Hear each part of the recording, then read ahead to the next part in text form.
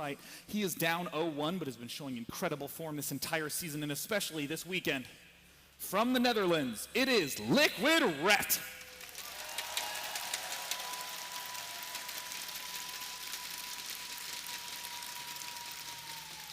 And in the top right, placing a pylon on top of this ramp, we have a player from South Korea, from SK Gaming, it's MC! Now, Frodan, I know on this map a lot of Protosses, complain about how uncomfortable it is to hold your natural expansion, but no matter what, whenever I see a Protoss pylon in the main, my instinct is to go, what? Right? Yeah. What are your thoughts on the way MC can effectively play off a one-base opening? Yeah, I mean, I saw him do this once in our Season 3 where he went for a 3-gate expand, very traditional Zealot Sentry, almost as if MC was living in the past 2 years ago, 1 year ago. And MC has now been able to really transition out of that. Even if he does that, he's still able to pressure. It seems that MC doesn't play by standard rules of PvZ. I like that he's playing in the past, like he put on his bell bottoms and logged on to do some Zealot Sentry defense and listen to the Beatles, which is a really good band, by the way. Whole bunch of Beatles fans. Good, excellent. MC now walling off that front. Interestingly, going for Pylon 2 before gas. It's ordinarily 13 gateway, 14 gas. Pylon 3 at the natural expansion, and Liquid Ret has yet to get to the front and see that there's no expo. Yeah, I mean, Ret's playing this as if he expected. I mean, Alicia, he played yesterday, went for a Forge Fast Expand anyways, even though it's a little bit more difficult. You have to place that second cannon faster. But MC is just changing things up now, Sean. I mean, what do you think of MC's opening thus far? Well, he's going to have either a very sharp gas transition, like getting the double gas out and doing something big with it, or he's going to have to go on a relatively low gas play, get extra zealots, throw down an expansion, and then get his geyser number 2. He just can't kind of half and half it. You either have to go all out damage or all out expand at this point in the game.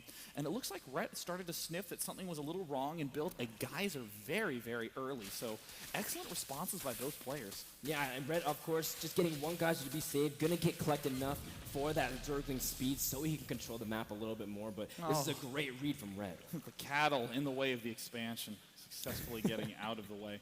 I do wish that when you built it, it instead just was enveloped by the hatchery. That would be totally sweet. And like as a memoir, like the cattle head appears at the top of the hatchery. Artificial taxidermy. We see SKMC does have that first zealot hitting the front, but keep in mind the queens are excellent against zealots in this kind of situation. Yet again, one of the uses of the range 5 queen. Yeah, and MC's following it up with a Stalker, so he's going to put on even more aggression early on, even though Ret has started speed. But MC has 2 Zealots at the natural, and Ret's not prepared. I mean, the biggest counter to early aggression is creep spread, and by building that early pylon, MC has effectively denied all the possible creep spread. Now we see queen number 2 starting to head on down the ramp. Both those queens are going to be essential. They will be the only thing that will keep Ret alive in this situation. Look at this great control by Ret. Ring around the rosy. Welcome to the carnival from the Netherlands. Pocket full of posies indeed. MC does end up dropping that Nexus anyways, though, even though Ret scouted that pretty delayed. The Stalker does manage to supply block him just for a second, but in the end, both players dealt with that very nicely. MC keeping alive both his probe, or both his Zealots and his probe. There's the Stalker now heading forward. We do see that the Zergling speed upgrade is nearing completion, and this is again where you have to be very careful to have an effective defense as Protoss. Where are the extra gateways? There's gateways 1 and 2, but there should be a little tiny hole right there. Oh gosh. That's one of those invisible vulnerabilities that you don't quite notice at first. MC will try to do a little bit of poking damage with a Stalker, but keep in mind there is a queen there.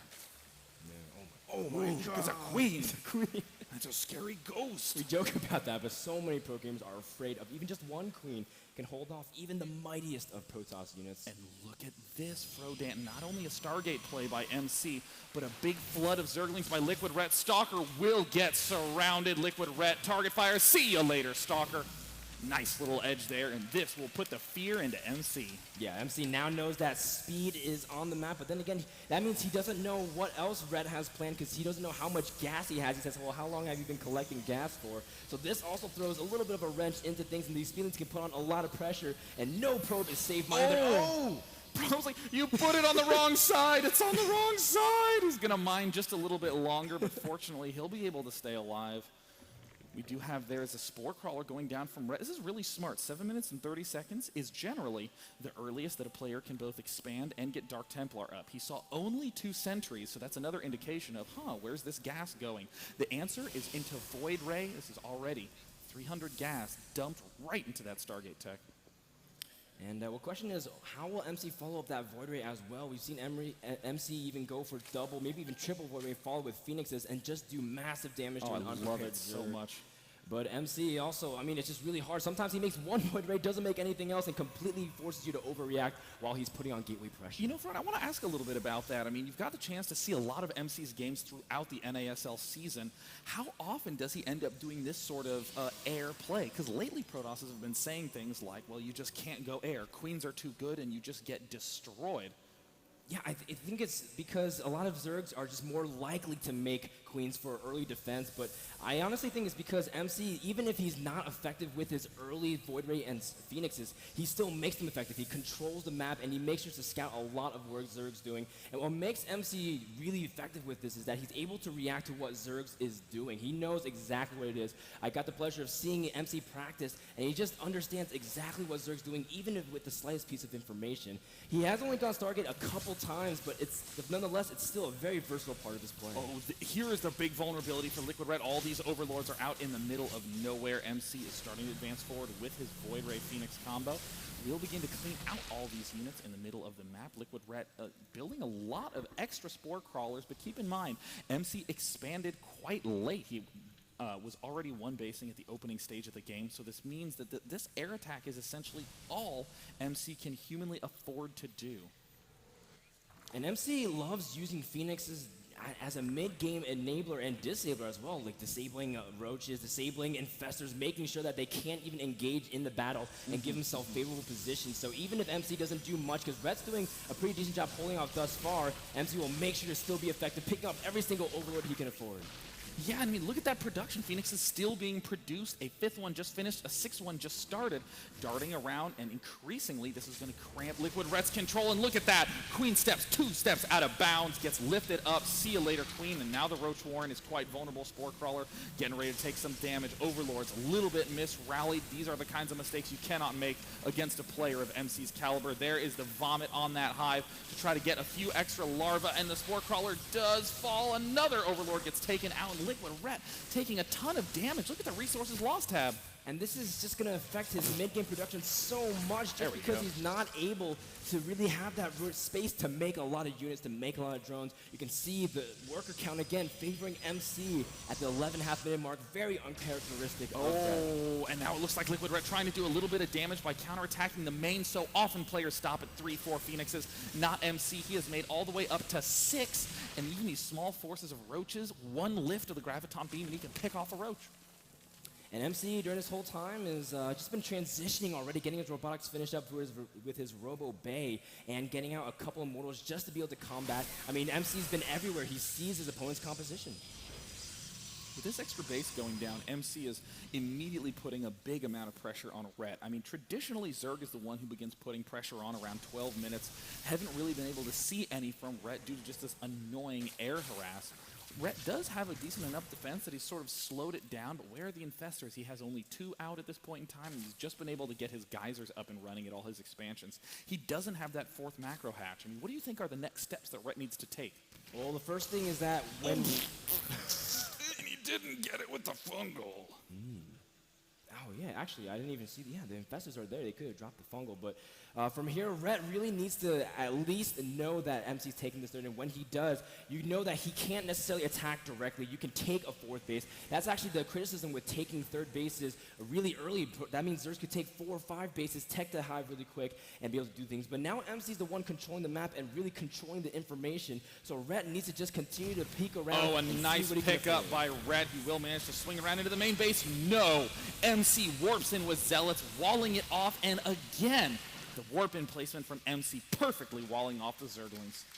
See, MC does have first Colossus is about to pop as well, so he's just going to be able to control the ground now. Not only does he only control the air. And MC, I love the small things like keeping his observer also in the middle of the map to be able to control that path in case he needs to defend that third. MC being very nice, just unbreakable from every angle. Yeah, this is just so rare to see a player one basing into expanding and calmly defending and then taking a third and calmly defending. A lot of players, like I've heard Sase argue before, that if you open up with a one base play, you are kind of committed to doing a very big two base attack. But MC, yet again, trusts in his own analysis. The MC analysis. Yeah, he's like, well, I'll just expand because I want to. What are you going to do about it, Zerg? And Zerg's like, oh, no, I'm sorry, and just leave the game. We can see that Red is preparing up his spines as well, sensing that MC does have that weird late game timing where he has a huge ball of units protecting just a few Colossus and able to really destroy the Zerg economy. MC, very nice supply count as well, balancing his army with his probes. MC's always, that's one of the most underrated things. MC manages economy in terms of probe count very well all the time. Hive now en route. We see that the Corruptors have been produced, and an amazingly passive situation that we've seen thus far. Only now are those air units really going to be fairly useless, and this army has one single Colossus, a second one joining in. The timing by Rhett is excellent thus far, and there's the swing forward. Good angle from MC. He's pulling back underneath those force fields, and there we see the corruption. One Colossus is low on health. An incredible fungal on the air units. One Colossus falls. Oh, and the second Colossus will fall as well. MC now has to back up because he can't necessarily engage all of those units. The Phoenixes didn't really do much to negate it. Rhett holds for now, but Rhett also needs something a little bit more. He doesn't have that strong of a ground army. And the Void Ray at the south is going to take down this expansion. This is an excellent use of this late game Void Ray, already having 13 kills. Its 14th will be a critical building at a critical time for the Zerg player. The Queen's like, wait. Trying to hold it off and actually won't get able to get it, but he does transfuse. And the transfuse will come up again, transfuse, and it looks like third. And the Phoenixes for the lip. The Corruptors are trying to stall as long as they can. And it to the last falls! What turned into a minor disappointment suddenly began a pretty intense battle over the south, but MC comes out on top yet again. All for one hatchery, man. The hatchery of Troy. That's what we should call it. That was a history joke. That was amazing. We see that MC is cleaning up Zerglings at his natural as well. Rhett trying to slowly trade supply because he does have that Greater Spider about to finish as well. But MC, I feel like even though his attack failed, he got enough. But at the same time, he gave more time to Red, even though he took out that hatchery. Now let's go to that unit counting station and just sort of see where MC is at. He has a largely Stalker army, 34 on the map, pokes up to that top left and takes yet another base. We do see the Stargate allows him to get that over so awesome fleet beacon, so the mothership will no doubt be on the way for MC. He's going to have to sack a couple of units, but he's low on time. 7 Broodlords warping in. Ooh, he's got 7 Broodlords and a handful of Infestors, and Rhett is looking really strong. He forces to cancel on the 4th, but MC has to be really cautious. His expansions are very linear. It's very tough for him to be everywhere at once. And Rhett, even though he has these Broodlords and he loses more mobility, he still has pretty decent creep spread to constantly bounce between bases. Oh, this is going to be such a close battle. I mean, honestly, the only thing that Rhett has, or the only thing that MC has is Blink. He actually just finished it a few seconds ago, adding on more gateways in his main base, trying to get that production up all the way so he can replenish 15 Stalkers at a time. And if there's any way that Rhett can take this game at this point, it's going to have to be now. There's all the Blink Stalkers stepping in directly underneath the Broodlords, taking massive hits. MC catches Rhett out of position, but the fungal growths are a little bit too strong, and that Stalker number is dwindling rapidly. Oh, MC has his Colossus coming on the right side, trying to clean up a lot of the ground army. There's only a few Infestors left. The Sparklers are worth a huge blink forward. MC trying to snipe the remainder of the Broodlords, but will it be enough, Sean? MC is just incredible at these timing blink forwards, taking down all the remaining Broodlords. And now we see the 3 Colossus force will actually stay at 3. Just 3 hit points left on that one single unit. And now as we go to MC's bank, we see it has just all been burned on another swath of Stalkers. In that unit station, we see only Ling Infestor for Rhett. He is desperately trying to expand down to the bottom right, and MC calmly takes the top left. Man, MC's looking a little bit low on cash himself, Rodan. Yeah, I mean, he's really burning for gas at this point. He wants something else. He doesn't want to make any Zealots at this point. He really needs to be able to deal with this huge Zerg rematch. You can see Red also trying to starve a little bit for gas as well. He's been limited by that because he hasn't had that 4th base as long. He's just taking his 7th and 8th geysers. And now we see this Phoenix will hopefully be taken down by these Corruptors. Yes, Red snaps back, takes them out in the production. We do see that there are a couple of Broodlords coming out, only 2. In the unit station, we don't see any finish yet. This enormous Stalker Colossus Force, I mean, these Immortals doing huge damage too, 18 kills each. MC now posturing for a lot of position. He wants to protect that force as best as possible. And he's putting on light aggression. If he sees an opening, he could take it, but for now, just sharking around. He has that Observer in a phenomenal spot above the red brushes just to make sure if he ever has to change spots. Oh, Mothership incoming. Rhett needs some sort of ground answer. He needs something that can pick off the Stalkers that are going to try to blink underneath those Broodlords. The expansion at the top left successfully completes. We see down at how embarrassing. I completely missed it. The expansion at the bottom left was somehow killed by MC. Small counterattack managing to take it down. Meanwhile, at the top side, Rhett is continuing to build this tension. He's going to be able to get up to 9 Broodlords. I mean, Rhett at this point isn't that high on the drone count. He's transferring a lot to the bottom right, and he needs to be able to really get that gas high. You can see he's really using every single piece as much as possible. He doesn't have that high of an infestor count either for chain fungals to really deal with this huge ball. And Rhett, at this point, really trying to see if he can poke here at the 4th base, but there's no success in that whatsoever. It's such a hard spot to be in as Rhett. I mean, you have the infestor Broodlord count that you want.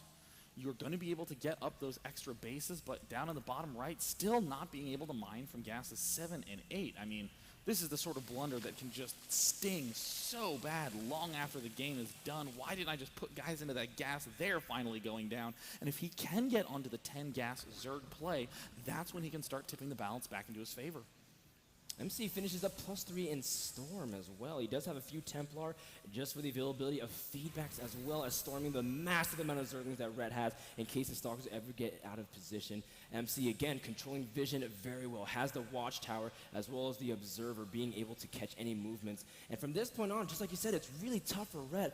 I mean, at this point, Red needs a lot of time, but he's been given it. MC seems to be turtling a lot. Man, MC is just building up his forces more and more.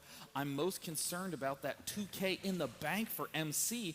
When MC engages, Rhett is going to lose a bunch of units and then can instantly warp in, and that's going to be the big issue for Liquid Red at that point. But Rhett is just slowly spine-crawlering his way forward. The Broodlings amazingly didn't manage to connect with their target. Oh man, they went so far out. There's a small siege beginning by Rhett, but look at this. He's just slowly creep spreading forward. Oh, he does catch a couple of those Broodlords into Vortex. Also hitting a bunch of the Infestors as well. Instantly melting one. I don't know if this is the best position for MC. He does get a nice blink under, a nice storm, but we see plenty of Broodlords still littering the center of this engagement. The Mothership falls. We see the Archons pop out to try to do some damage. The Corruptors target fire the Colossi, do some nice damage. There's the blink under, and MC may have critically misblundered in this attack. Rhett is starting to regain the edge. Oh, the reinforcements and Zerglings are able to really push back the Stalker count. MC does have a couple storms left. He blinks forward, takes out another Lord, but more storms really push back the Corruptors. And that was a decent storm, but MC is running low on those basic Stalker units. He has a lot of money in the bank. This next warp-in round will push Liquid Ret back temporarily, but he is replenishing back up to 8 Broodlords. We see there's the other big swell of Stalkers, and there's the blink under, one-shotting those Broodlords. Liquid Ret must pull back. Red trying to transfuse as best as he can, but the Broodlords are way out of position. The last blink cleans up the rest. And of course, Red tries to push it back, and all of a sudden, these bases are so close to each other, just non-stop action back and forth just at the ramp. This game is topsy-turvy, Frodan. Down in the south position, we see Liquid Red has finished that bottom base, but has not yet begun mining from it, running a little bit low. It is natural. His main is done. His second base a little low as well. And now we see Red starting to step forward into that top left side, where the mothership is about 80% complete. And the Mothership will pop from that Nexus as well, so giving MC a stronger anchor into this part of the map. MC also has a horde of Zealots coming on the right side, really wants to snipe this hatchery, a huge source of gas income for Red. This is also a fairly big mineral investment for MC, which is surprisingly becoming quite important at this phase in the game. How will Liquid Ret answer? It looks like he has yet to move any of his units there. We see Zerglings starting to make their way down to that bottom side, but Liquid Ret is guaranteed to halt the attack in the top left, and this hatchery may very well fall as well. Yes, a very important snipe indeed for MC. MC does take down that bottom right hatch, and in the meantime, it looks like he's going to take the opportunity to swing up to this big force of Broodlords, a little bit out of position, but there's still so many units. The Storms do massive damage. The Mothership now pulling back another blink under MC. I thought he was on the verge of losing, but has managed to pull it back into his favor. Where are the Zerglings? Still down at the south side. Liquid Ret is losing all his Broodlords down to just one. Amazing fungals by the Dutch Zerg, but I don't think it's going to be enough, Rodan. Yeah, he needs a little bit more. MC's been able to really crush everything, even storming the remainder and blinking back. Major style points for MC at this point. Really just taking apart the Zerg army by position. You can see more Zealots also working onto another base in the bottom center for MC. And a good game. MC. Unbelievable control of that game from start to finish. That was just a Protoss versus Zerg clinic. And I'll start with a gateway expand. Yeah, and I mean, this sort of, not just a standard gateway gas expand, but gateway pylon, zealot pressure, and then expanding after that. With a hatchery block in between as well. MC playing not by the rules of conventional PvZ. I'm so impressed, as well as just his general army control. And, you know, normally every Protoss is afraid to attack up a ramp against Zerg with spines, with fungals, and spread out Broodlords. Red split his Broodlords so he wouldn't get vortexed. It didn't matter to MC.